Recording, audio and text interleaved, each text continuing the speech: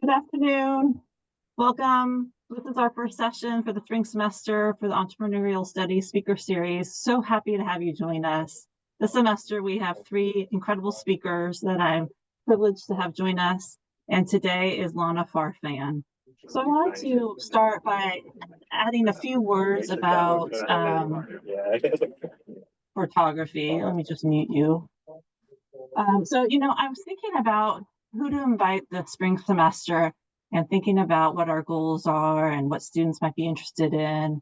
And what occurred to me is documenting one's life, especially through the use of photography, it serves as a way to preserve moments, experiences that otherwise might slip away.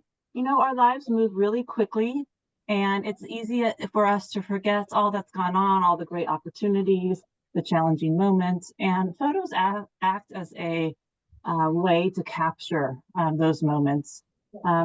Definitely the image, but also the emotion, the story, document and define who we are. So by taking time to document who we are and create personal history, it offers us a snapshot into the past and what we've done and our successes and sometimes our failures too. A lot of pictures being taken in the recent decades with the use of cell phones, and I don't think that's going to stop anytime soon. So I was thrilled today to invite Lana Farfan with us to speak. Her and her husband Sal are owners of Caught in the Moment Photography, and I just thought it'd be an excellent opportunity to bring someone in who has a passion in the service industry for serving people and capturing those moments in time that I mentioned. So thank you so much for joining us. I'd like to start by asking you a little bit about your story. How did you come to be a small business owner? How did it end up being photography? Tell us the story. Oh, yeah, sure. And first of all, thank you for having me participate. I didn't realize this was the first one of this semester, so that's a huge honor. I definitely appreciate that. And you are so smart already to be taking Professor Somdeser's class because I wish I had had some kind of business training or anything to do with running a business before we actually did it. So there were a lot of hard knocks along the way, but we're actually celebrating our 25th anniversary for our business this year. And it started out very differently from how we are today. I will say we picked photography because when I met my husband, we started dating, he was putting himself through college, working as a photographer on the side. He ended up getting an engineering degree, so that is helpful in a way. um, we both got engineering type degrees and started work in our respective fields. And I was in the textile industry, which it is not very much, not many more companies still exist in the US today. So I'm glad we had something to look into besides that. And it was a very male-dominated industry. And I personally experienced not equal pay for more than equal work, and definitely was looking for an opportunity where I could make decisions on my own and actually have them enacted right away. Because when you're in a larger corporation, a lot of times change takes a long time. So that was very attractive to me. And when we moved out to California, it was actually for a job in textiles. We moved from the East Coast. And I knew Salvador had this talent for photography. So I basically saw him as a resource. And we both wanted to start a business. So we were both in it together. Um, and like we said, we started 25 years ago. And I think some of your further on questions will get more into detail. But it's been wonderful to be a business owner and be able to make our own decisions each day. Yeah, you have a lot of autonomy, which is awesome. And one reason why a lot of people look into starting their own business because they want to be their own boss. How did you go from being in textiles, which I'm guessing is a full-time job? How did you segue into this completely different industry? and keep both going at the same time? Start up a small business and hold on to your job until you can really launch yourself. How did that transition work for you? Yes, well, it's wonderful that there were two of us because Mm, Salvador is my husband. He spent his full-time job was building this business. So while I went to work and made the money that we used to invest in our business for the first 5 years, it actually took 5 years to get to the point where I could leave my quote unquote day job and work full-time in our business.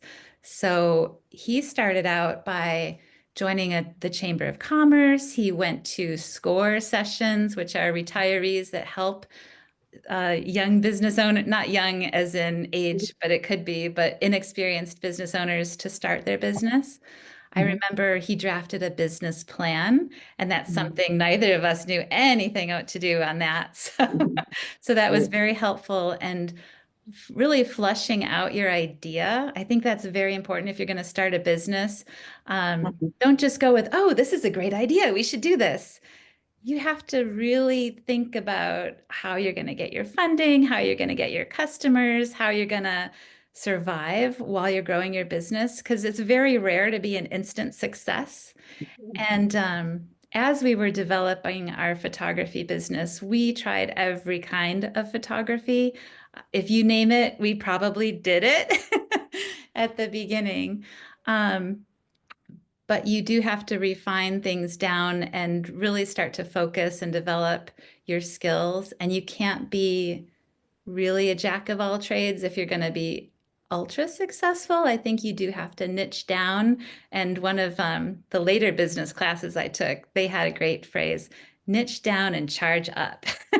Because if you really specialize in something and there are people that need that, you generally can charge a premium if you're good at what you're doing. mhm, mhm. Yeah, that's really insightful. So, did you start out as a general wedding photographer? Well, we started out doing anything we could get our hands on. Okay. We did probably a million ribbon cuttings, which we volunteered for because we were trying to get our name out. And it took us a while to figure out that having a small business like ours is very referral based and networking is super important. Mhm, So we, just try to meet as many people as possible. And we did do a fair amount of weddings as we were starting, but it wasn't the first thing we did. The first thing we did was we went out to a paintball tournament in the middle of nowhere. And our great idea was, oh, people are going to love photos of themselves in action, and we could sell them prints of themselves, and they're going to love it. So we got this opportunity, I'll call it that. We drove out to the middle of nowhere, and the place that they had told us we could set up our printer was a shack that didn't even have drywall. There were nails coming out of the studs, and it was awful. I didn't even want to step in. And I said to Salvador, I said, no, we're wedding photographers now. And from that moment on, we were wedding photographers, even though we hadn't even done a wedding under our own name. He had trained with another wedding photographer in a different region. So we had a little bit of a portfolio that we could show. And, it was uncomfortable at first to promote ourselves as something we were striving to be. But mhm, if you say it and you commit to it, you can be it. So that's the mhm. other lesson. So don't be intimidated, just keep trying.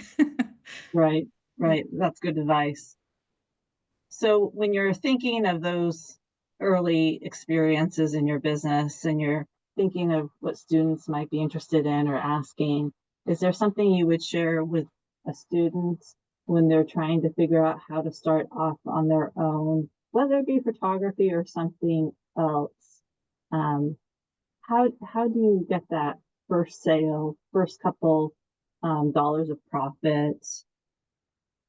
Any thoughts around those questions? Yes, and I think I touched on it a little bit before. Networking, it can't be understated. I used to think networking was a dirty word when I was younger, but now I realize no, everyone really does want to help each other, especially small business owners. Mhm. So the more people you can connect with on a personal level, I would suggest that would be a great avenue to go down.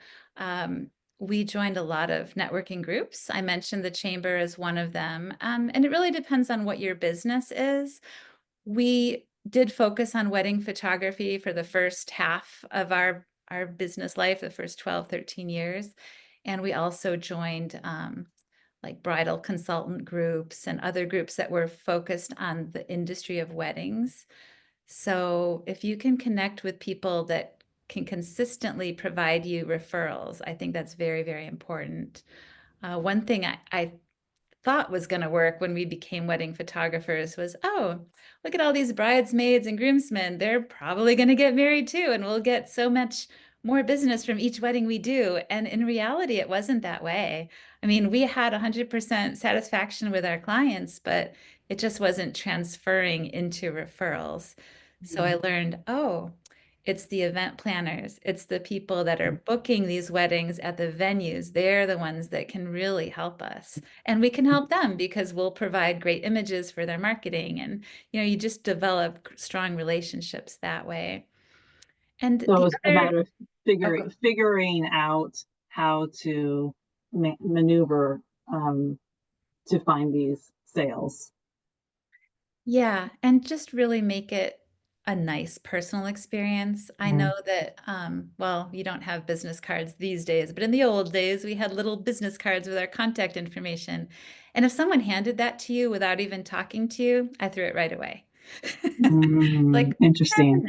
no. I'd like to know who I'm dealing with. So Right. it's better if you can have even a short conversation.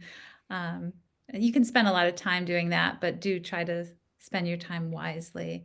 And the other thing that I wanted to mention, if you're starting a business, you do need the proper equipment to do a good Mhm. job, but don't go overboard and think you need to buy everything all at once, because you might be able to get by with a few pieces of quality equipment. And then as you build your brand and as you build your talent, you can reinvest some of the money that you're getting into equipment. But it's probably very easy to spend because you've got this great business and it's going to be amazing. And you don't really know that. Like so many times people have said, oh, that's a great idea, but it was a great idea that didn't end up making me any profit. So that being said, try to be bare bones and watch your pennies because that's how you can stay afloat. Mhm. Yeah, fiscally responsible. So I'm guessing your business today looks a little bit different than it did when you started saying that you were a wedding photographer 25 years ago.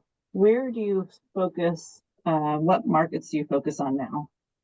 Yeah, we've shifted very heavily onto the corporate side of things. I would say in the past we would do 1 to 3 weddings per weekend, and now we do maybe 5 or 6 a year. So we never say no to anything. If we feel we're a good match, we definitely will stick with that. But we found that we really enjoyed event photography and conferences in particular. And as our family has grown and our kids have gotten more independent and now they're even out of the house, we found we could travel more. And the corporate side of things allowed us that travel, which we were really wanting to do. Um, and we also found, again, that we can have consistent clients. So if there's a conference, it's usually every single year. And yay, can I count on that business every single year versus a wedding here and a wedding there? That's we've had a few repeat clients, but very rarely.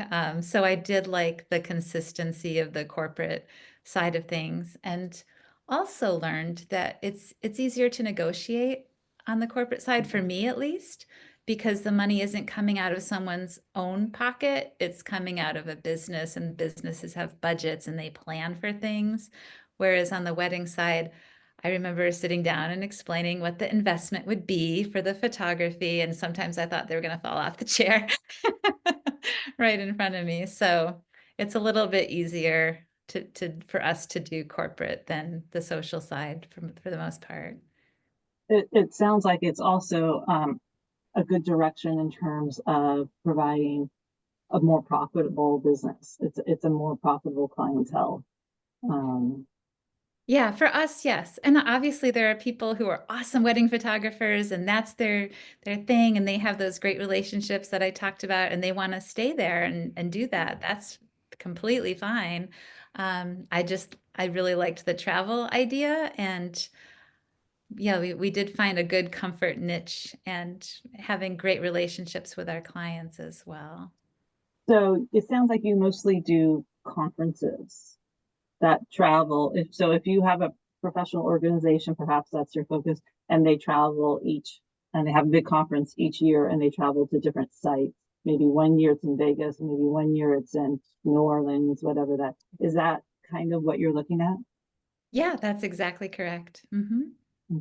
So that's interesting. How did you figure out that that niche was profitable, was repeat customers, and was an audience that you could develop a relationship with? How did you put that together?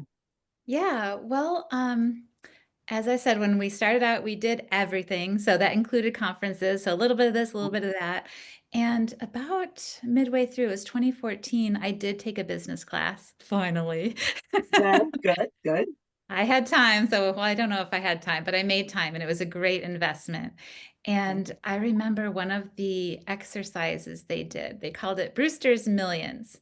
So they started out with, all right, get a piece of paper. Someone just gave you $5,000 to invest in your business. What would you do? And you'd write down what the idea was. Someone just gave you $50,000 for your business. What would you do? And you'd see how you grew your business. And in the back of your mind, you're supposed, what do you really enjoy doing? And how do you get those clients? And how do you actually want to end up spending your time? You would go all the way up to the $1 million. And what would you do?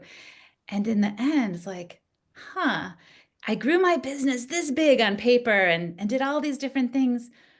But what I really liked to do was just to go to these conferences and travel around. And it's a small business, but it's a focused business and it's a steady business. Like, hmm, I think that's what I'm going to do. So I don't need the millions. I mean, I would love it, Mhm. but we went through that huge exercise of scaling and how would you spend your time and what would your day look like?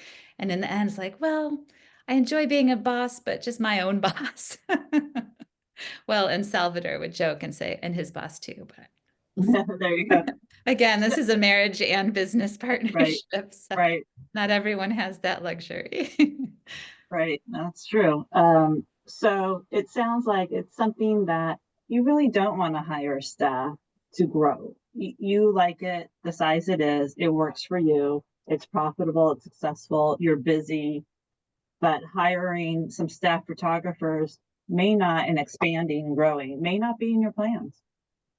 Yeah, it is a little challenging for us because the conferences are different places all the time and travel is expensive and not every client is going to afford travel for a lot, a whole team of people. Sometimes they do. I do know videography companies in particular that they'll send 4 or 5 team Mhm. members to each conference and they'll document everything. But again, that's a budget item for each client and it's what they need. And there are different size conferences and we do small to medium size. So that could be something we grow to include, but we do have some other photographers that we can rely on when we do need to just scale up a little bit short Okay, time. Because okay. the other thing is a conference is typically 3 to 5 days. It's not 365 days a year. So to have a salaried person that I'm responsible for, yeah, that's a level of responsibility I'm not quite comfortable with. Because I Mhm. remember, especially those first, I would say 10 years, you kind of do stay up at night like, oh, how am I going to pay the mortgage this month? Even if you're profitable, cash flow is a huge issue. And we might talk about that later on today, but that responsibility is something you have to feel comfortable with, I think, to be happy in life and be a good boss. Yeah, sure. That makes sense. So you mentioned that your business partner, your co-owner is your husband.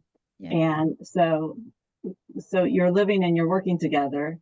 Is there balance there? How does it work running a business, especially when you're super busy? I'm sure there's times during the year when there's a lot of demand, and you're with your spouse all the time. Yeah, for us, it has been a special relationship. We recognize each other's strengths and areas where we can improve. So we try to take our strength areas and let the other person concentrate on the other things. So in our situation, I would say he's the tech person. So if we have a Mm, question about what equipment to buy or how to use something, he can absolutely answer those types of questions, while I handle a lot of the customer service and communications and accounting. Um, so we have our own lanes, if you will, for our business, but yet we are interchangeable as far as photography skill. So we can work together when a job requires two photographers. We can each take separate jobs and go off and do something different and have stuff to talk about mhm, when we come mhm. back after that particular job. But yeah, it's been interesting, and it is difficult. You have to be able to draw a line where you say, all right, let's not talk about work anymore. Let's go have a dinner and maybe enjoy a movie. I don't know. That hasn't happened in a while, but you have to be comfortable with each other and respect the other's wishes too. If they just want to relax, to not ask them that hot, anxious question that your client really needs to know an answer for. But we do also recognize that it's our business that has allowed us to have this wonderful lifestyle in Southern California that we never dreamed we could have when we were employees at other companies. Mm, So, sure. you take the Yeah. risk and the reward and all the Yeah. frustrations that come along with it. Well, because when you were in your job, I'm assuming when you were done with the day, you walked away from your desk, you went home, and I don't know, we don't discuss work a whole lot around the house, because it's not always that fun to do so, or it's not always that insightful. So, but with a business, it's really challenging to not be talking shop over dinner. That's true. Yeah, we talk shop all the time. Everything's a write-off. Ha ha ha. In our Oh, yeah, everything right, house. every day night. Yeah, but the other fun part of our job is that travel aspect. So if we're planning a job, we can also be planning, oh, well, let's stay an extra day and do this, or, let's spend time. We also enjoy planning our downtime, I guess, as well. So life is an adventure, and it's definitely every step of the way. You have to spend time talking about things that you enjoy and sometimes things that are just frustrating and have to get the job done type discussions. A lot of communication. Yeah, and honestly, now that so many people work from home, I think it's more common than not because if you're doing something like this Zoom, if you're at home online and your spouse or children are also home, they know what you're up to. And you'll Mhm, probably end up talking about work even if you didn't want to. sure. So Yeah. tell us a little bit, you said you handled the accounting. Tell us a little bit about how that happens. Do you use a software package? How do you get the customers to pay that are slow to pay so you don't have so much in receivables hanging out there on your books? What kind of wisdom can you share on those topics? Yeah, so I've used QuickBooks since 2008 because I feel that's a Mm, pretty simple thing for me once you get it set up properly, which I highly recommend hiring a bookkeeper or an accountant to help you set it up because if you don't categorize things correctly, you'll be very sad. And I also recommend hiring an expert when you can. We do have an accountant for our taxes, and he does share guidance throughout the year on specific strategies. And I'm so thankful for that because I know when we incorporated, we went from a sole proprietorship from mhm. 2000 to 2007 to an S corporation with employees. And that saved us thousands of dollars every year in taxes. So I can't, stress having a great accountant is a must. If you're going to hire anybody for anything, start with that. Okay, yeah. Yeah, but I do try to do the day-to-day accounting myself. And that is actually one of my struggles is taking the time to look at, okay, make sure all the invoices are out and make sure they're being paid because cash flow, as I mentioned earlier, can make you or break you. Mhm. I would say it's good practice if you look at things weekly. It's imperative to look at things monthly. And if you wait till the end of the year, well, you're going to be looking at what business you used to have instead of the business that you're in. Sure. Yeah. Yeah. Yeah. Good. Yeah. Good insight. Yeah. And there are a lot of tools and apps as well. Because I mean, QuickBooks, I can do on my phone. I can actually create an invoice on the road, which is amazing. And then just following up. Most clients are pretty good, but sometimes things get lost in email, so you do have to just stay in touch. And that's actually an opportunity to keep that relationship building because Mhm. once you invoice, you can do a follow-up survey or say, "Hey, how were things? What can we improve for next time?" And, "Oh, shall we schedule next year's event or the next event? Let's get it on the books and maybe even collect a non-refundable retainer." Okay. So Write you use that it as down, an opportunity. students. Use it as an opportunity. Yes. Yeah. Yeah. To close your next sale Yes. and collect your money. Yes. Try Hopefully. to. That's the goal. That's how it should work. So how do you stay motivated when times are tough? I mean, we all lived through COVID. It was a different time. Businesses weren't having conferences. Weddings were scaled back if they happened. How do you stay motivated, inspired? I mean, that's an extreme example of COVID, but other times when things are slow, if we hit a recessionary bump and companies start scaling back or whatever it may be, and you keep yourself going. How? Yeah. Well, you mentioned COVID. I call that our unplanned sabbatical because being an event photographer, everything screeched to a halt. We went from looking like it was going to be the best year ever to a Mhm. quarter with zero income. Like I had a goose egg. I've never even seen that, not even when we were first starting. But one of the things we learned throughout our time in business is to always be flexible. And that's why we don't, like I mentioned earlier, we don't turn any type of business away because you don't know what egg in your basket is going to be the one that you need to rely on. So while weddings were great for us, that first half of our business, then a recession did hit 2008 to 2010. And wow, weddings just dropped right off. And that was actually a motivation like, oh, well, corporate is working. So let's focus our attention on corporate. And so far, that ride has been pretty good, except for COVID, obviously. But being open to a need in your community is a great way to be able to stay in business. And Mhm. also, one of the ways we've grown our business is to listen to what the client needs. We never say no, even if we don't think we can do it. Like, yes, we'll figure that out. And I think having those degrees that are not photography based, I mean, like we said, engineering, and I was actually science and then textile technology, it was a lot of problem solving. And we bring that tool with us every single day because there Mhm. are always challenges. Um, Mental challenges as far as staying motivated. I just like making people happy. Okay. So when I can deliver something that they like, that is very motivating to me and very satisfying. And of course, I love making sales. So when I can book business, that's very motivating. So I love seeing requests, they're called RFPs, requests for proposal, come in, and I always do my very best. And when I get one of those to book, I am motivated to keep going because that not only represents one job, but it might be a job that repeats year after year, and we like that. Sure, absolutely. Can you tell your audience about the Bell story? Oh, yes. So let's see, it was 2007, I believe, we got our studio. So we were doing lots of weddings, lots of family portraits. We would have the couples come in and show them our albums and do our little spiel.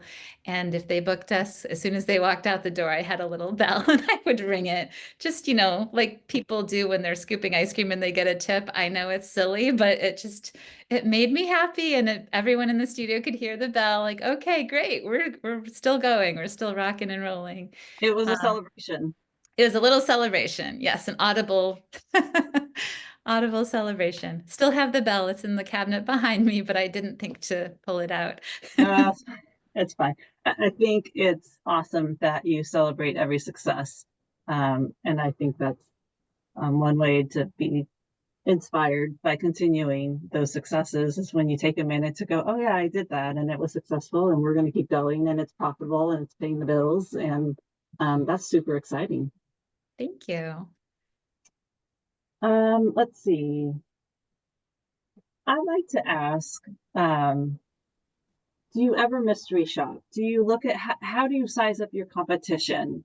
Do you call them and fake them out? Do you just do a little web search? How do you know when to adjust your prices or make some kind of other modifications? Yeah, that is a good question. And I don't particularly do the spying or the Okay. mystery shopping. I remember when we were doing weddings a lot that I knew I could tell I would get emails and the first question was, what does it cost? Like, well, how about when is your event? Well, let's start with a conversation instead of that. So, since I don't like it, I don't do it to others. I'm a big fan of the golden rule. But I also know there are ways to find out what your clients are looking at for the competition. I know whatever industry you're in, there's an organization or an association of members doing the same thing. And they usually have that type of information, even regionally, if you want to break it down, because what they charge in Utah might not be the same as what we charge in Long Beach. So that's one way to start about it. Another is just simply asking the client, what's your budget? What's your historical spend? Because the first person who says a number is usually the loser. So I like being quiet Always and true. just listen to what their needs are. And, a lot of times I've made more on a job than I would have asked for. It's like, well, if that's your budget, we can definitely meet that and give you the service that you're looking for. So I think clients are also a great way to learn what other people are charging. In fact, just yesterday I got an email that says, hey, we want to go with you and you're $400 more than the other photographer. Would you consider matching their price? Like, well, at first I was like, well, you want me because you want, there's a difference here that you Mm. see besides the money. But I spun that around. I said, well, I could lower my price a bit. What about booking me for 2 years instead of just one? Contingent upon your satisfaction, of course. But that way, you give a little, they give a little, and everybody wins. So you definitely can learn about pricing from your clients, and a lot of times it might actually lift you. Mm. That's very clever. Thank you. To be able to take a request for a price reduction and parlay that into a 2-year uh, delivery of services is very clever.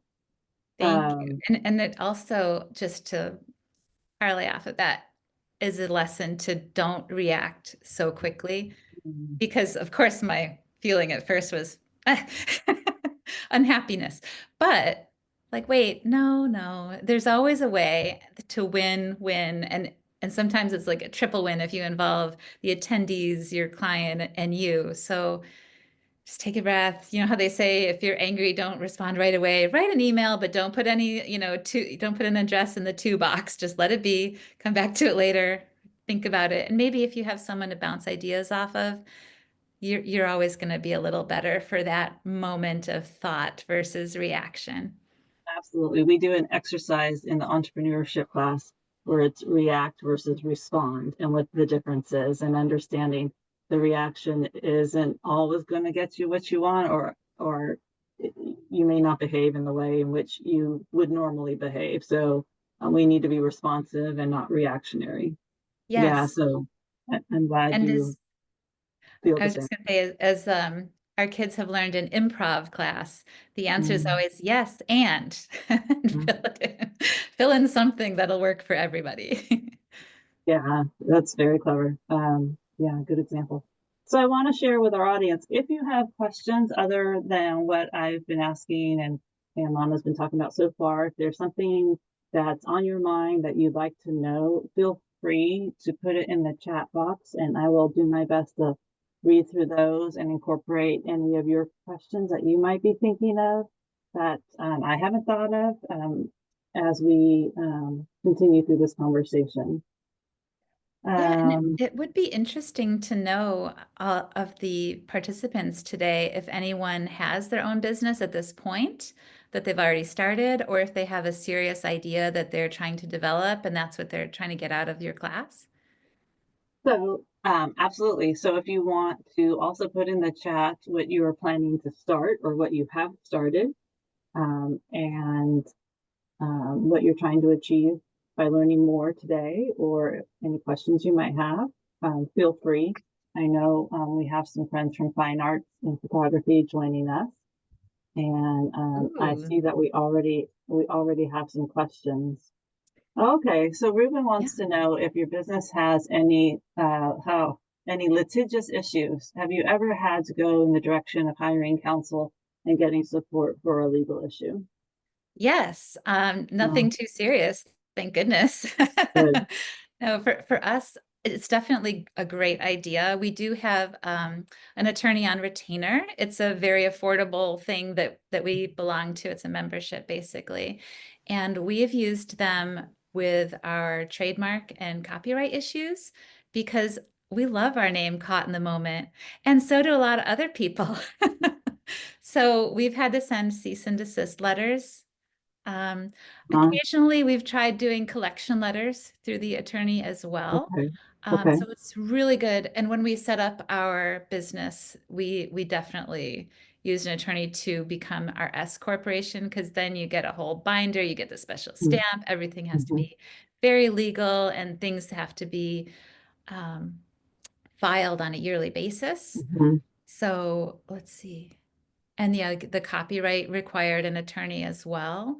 Um, yeah, thankfully, we always do deliver our photos, so we haven't ever been defending anything. But it is good to have someone that you know and trust as your attorney. So do some research on that.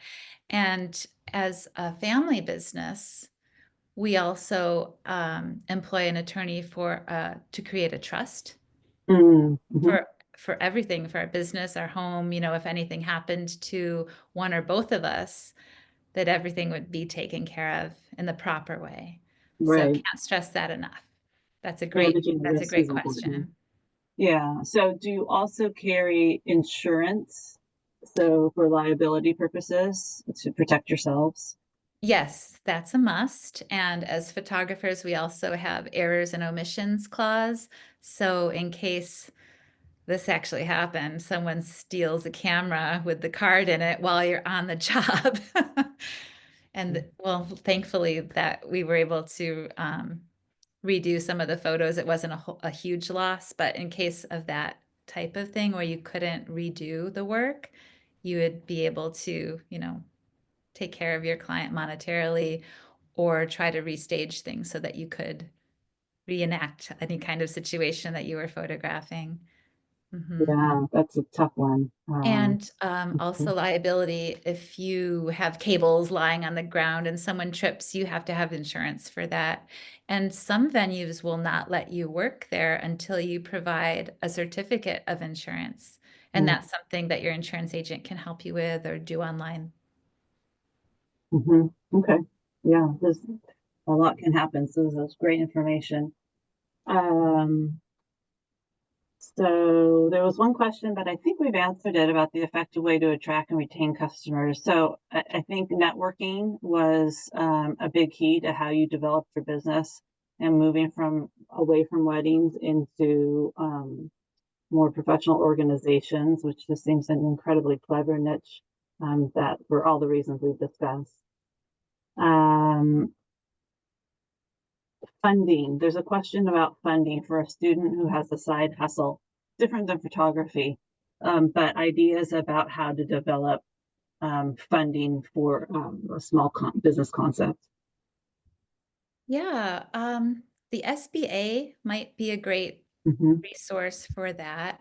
Um, And there's the Long Beach Small Business Association as well, which I believe is, well, that's just for Long Beach, but there are businesses, Small Business Association is a nationwide federal agency, and there Mm-hmm. are other agencies as well. You can also talk to your bank. I think it's a great idea to have a personal relationship with a banker in a branch. Um, One other big piece of advice is that when you have money is the best time to ask for money. I learned this, someone gave me this excellent advice years ago. When you have a good amount in your bank account, you're feeling good, that's when you go to your bank and you ask for a line of credit and you want to max out the line of credit that they'll give you. You don't have to use it at the time, but you'll have that instead of trying to use credit cards that have higher interest rates, you'll have that. And it's been very important. There have been a few times when cash flow was just not working for me and I needed funds right away and I had that line of credit, but I wouldn't have had it had I not established it when I was flush, Mm-hmm. in the When you're in black good at the shape. best time. Mm-hmm. Yeah. Yeah, and funding, I know people always say ask your friends and family. That's a tough one. Mm-hmm.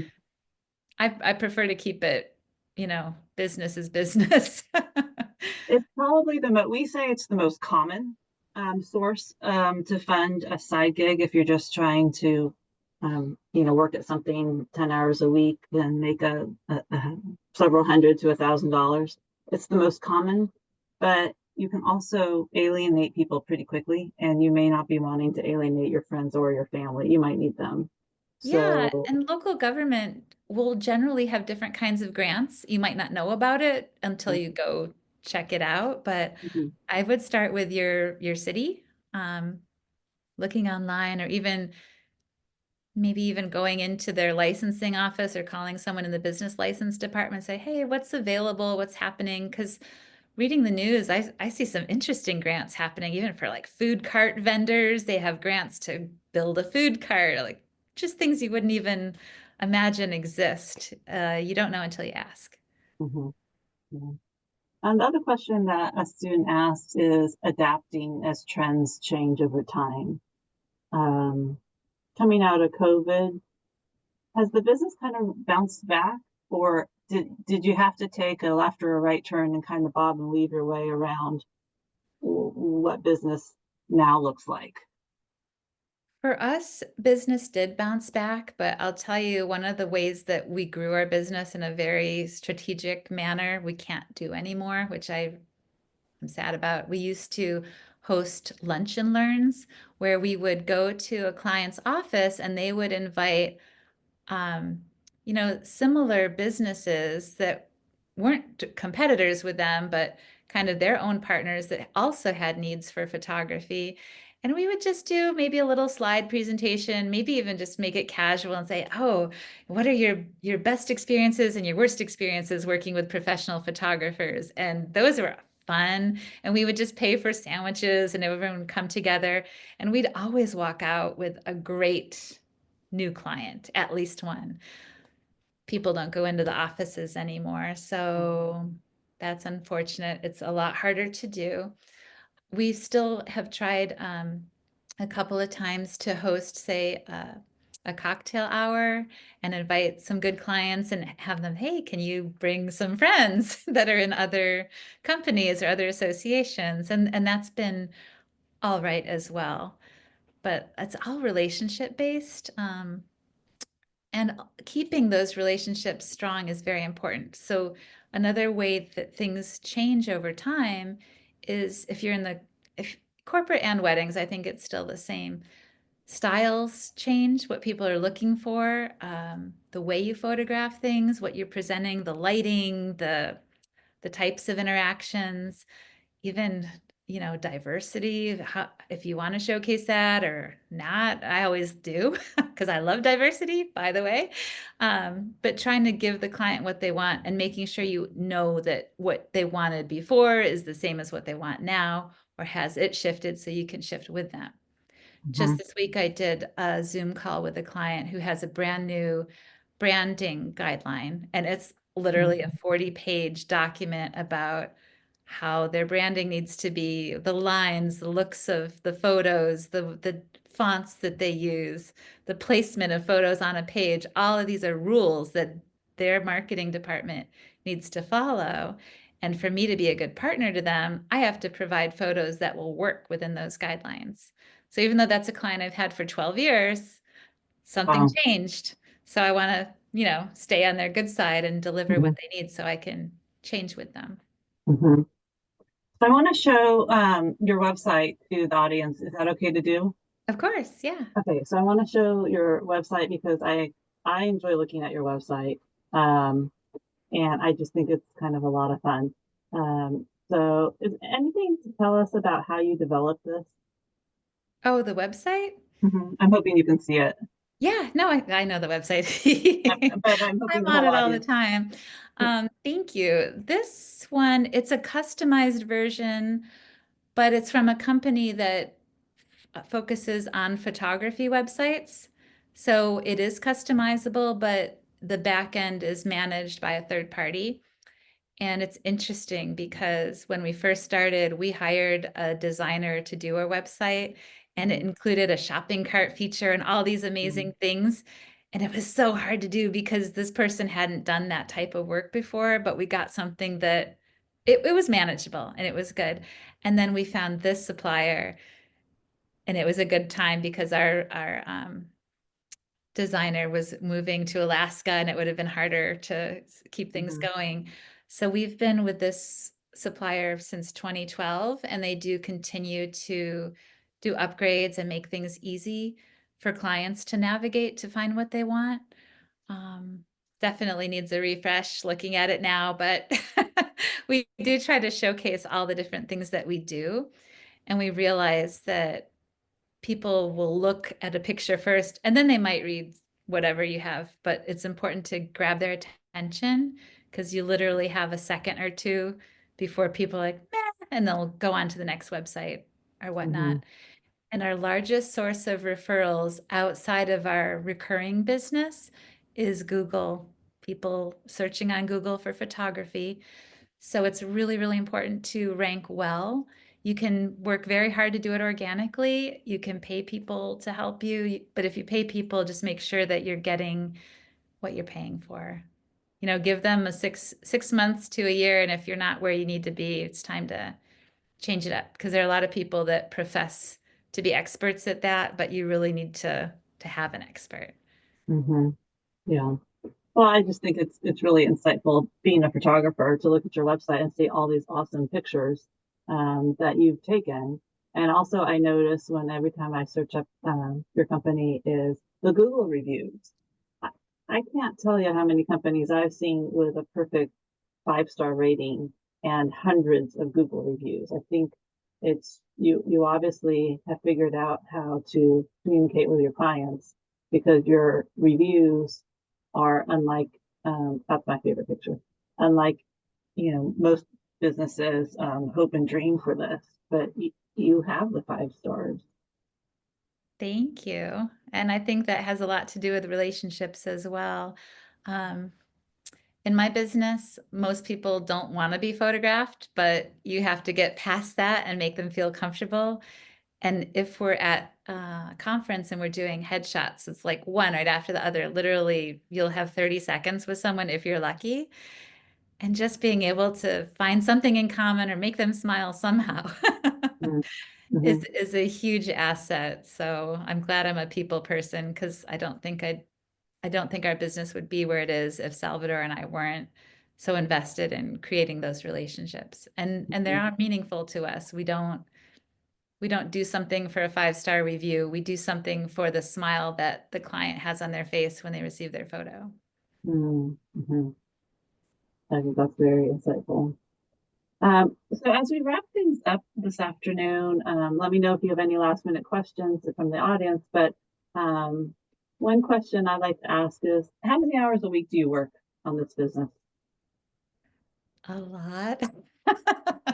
I would say 8 to 12 hours a day is normal. And we do work a lot of weekends. So to get to where we are, we do pretty much work every day, at least some part of every day. We go on vacations, we bring our laptop. I think you've seen that perhaps. Because, oh yeah, the last thing I want to share with everyone is, yeah, you love what you do because you're going to be doing it a lot. If you're an entrepreneur, it's many more hours than if you're at a salaried position or even doing a bunch of side gigs. So like what you do, and you won't work a day. And oh, there was one other thing. It'll come to me in a moment. Yeah, no problem. Um, Karen is asking what aspects that can help a business stand out. I mean, it seems to me that your standout is the level of service you can provide and your ability to find a niche and develop relationships with people that provide you with repeat business. And those differentiators allow you to charge a price that's successful for you. So I guess I'm answering that question for you. Am I close? Yeah, no, you're doing great. If you want your business to stand out, I would say third-party endorsements are very, very important. And that goes back to one of the very first things I said about networking. If someone else can say something nice about you, it is probably 1,000 times stronger than you blowing your own horn, right? Because it's more believable and honest. Yeah. So that's why our lunch and learns were so successful, is because there was someone in the room that had worked with us for years already and talked about how great we were. And we're like, oh, thank you. We could do these services for you as well. And that was wonderful. And the 5-star reviews on Google, that's great because a lot of business is done online now as well. And it's a friendly, comfortable way to get sales versus a hard sales calls or cold calling. Yeah, and just listening to clients is so important. And I always will answer a question with a question. I don't know if that's annoying to people or not, but it leads us to planning for success. Because if they don't know how, say, a headshot lounge is supposed to be set up, they might not know, oh, you need a spot for people to be able to line up without blocking other booths, or yes, you need power. Like there's all these little things that go into each part of what we do. And I know that, but they don't know that. They just know, oh, we need a headshot lounge. It's there are always questions Mhm. once you hear what they need. And that also shows them that you're an expert at what you're doing and you know what you're doing. So that builds confidence in an indirect, subliminal way. So that's Mhm. another way to stand out, is just be a good listener, try to identify what their needs are, and then show how that you can be the one to fulfill those needs. It makes you very credible. Mhm. Yeah.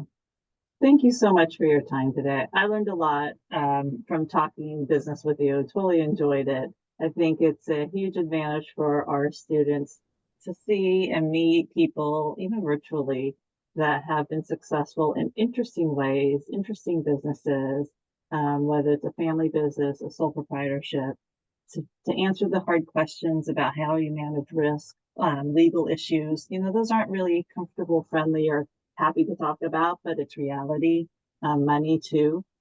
So I really appreciate your honesty and your genuine approach. This has been a lot of fun. Thank you. And I did just put my email, my personal. How do you separate business and personal? You don't. That's Mm. my email. If anyone has any questions or wants to connect afterwards, please feel free. It's lana@caughtinthemoment.com. Thanks, Lana. My pleasure. All right. Catch you soon. Bye. Bye.